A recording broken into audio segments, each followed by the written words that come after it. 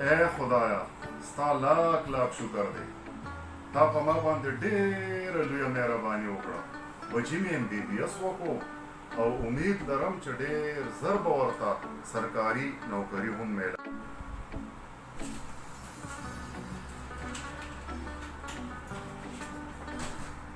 السلام علیکم داجی. وعلیکم سلام بچې تا ته پته ده چې نن د خیره سره حج ته روان یم د شپې په 12 بجې مې فلایټ دی نو دا کلینیک اول د خدای او بیا ستا په حواله داجی بے فکر شه ستا دوا پکار ده الله به خیر کړي.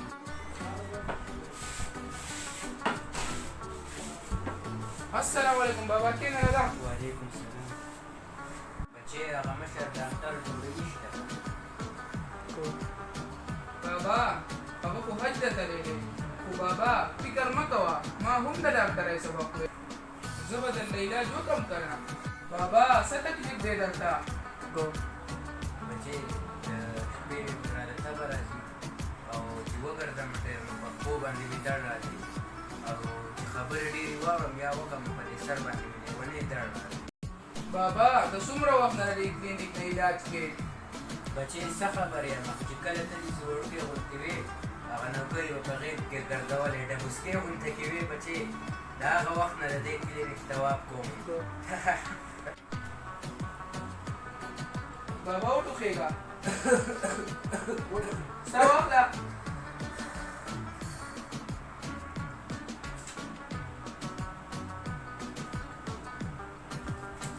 راوله بابا او دا دوايي راوله ځانه ټیک به شي او بیا به راته زه هم د کلینیک ته توافونو ضرورت نه وي. شته که ډاکټر صاحب.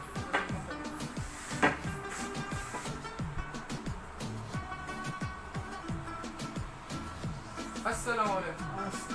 کینه بابا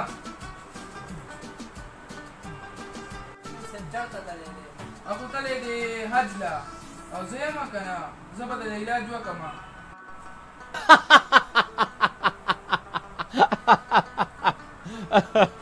څنګه چې بېنظیره د بټو میراث خوره ده او بلاول د بېنظیرې میراث خور دی نو دغه شان ته د حکیم صاحب میراث خور یې که نه حکیم صاحب؟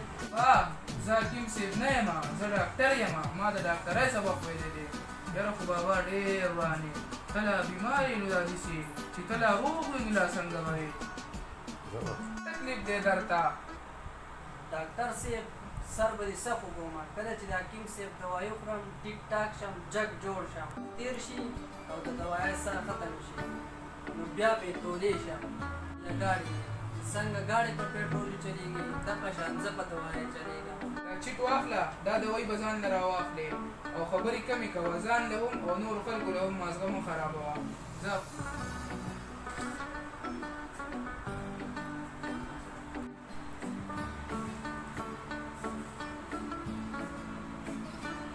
بابا بخیر رالی. لوی شي بچې کینه بابا. بابا څه تکلیف دی درته؟ په پوپلای کې به چې څه وبسکم خو چې دوایي ونه خورم نو ټولې پرزې مې ګډې وړي او چېرته په شواروز کې چېرته ګنټه نیمه ټیک یم او نور داسې هم لکه روغ لیونی.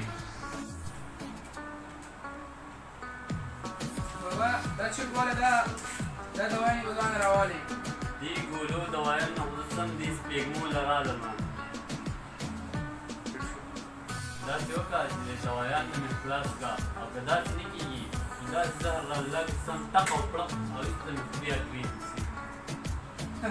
الله دې خیر کړي بابا داسې علاج به درته ولیکم چې د دې ګولو به دې خلاص کړمه او بل دا چې داسې شی کوه چې غوړ مه خوره او مرچکي او غټه غوښه او فریش جوس کا د انار جوس کا د ام جوس کا ښه ټیک به یې.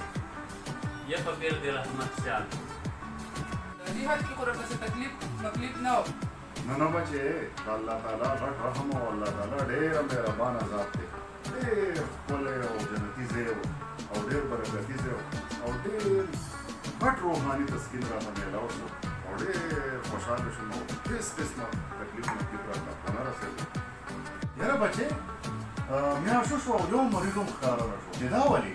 داجي دا خو بس څه معمولي بیماری وي نفسیاتي بیماری وي او ډېره جزانانو بس علاج مې ورله کړی دی ښه مکمل علاج مې ورله کړی نن نه پس په یو کس هم نه راځي. ما خو وې ته ډېر لوړ لایق تمه کوي دا تعلیم په تا باندې دې دپاره کړی دی دا چې ما ته خو لږ وخت کېږده که نه دومره مې اوچت کړې چې د اسمان مې کړې نو د خدای ظالمه نو اولنی تندر دې په ما راوغورځوم دا چې ما ته خو لږ وخت نه کېږده نه نه اورم د شودګانو بېوقوفانو خبرې آیا حکم د غنچې سره خندا او که د ښار غریب بلبل سره ژړا ما وي د حج سره به مې د پلار نه هغه هرس ختم شوي وي خو عادته بلا په بسم الله نه وړي د هرس دا خوله دا صرف او صرف په یو چوب خاورو مړېږي دې وخت کې زه د خپل پلار د هرس او د خپل ضمیر په کشمکش کې ګیر تاسو ته ویم چې څه وکړم او که چېرې تاسو په دې قسمه حالت کې وای نو تاسو به څه کول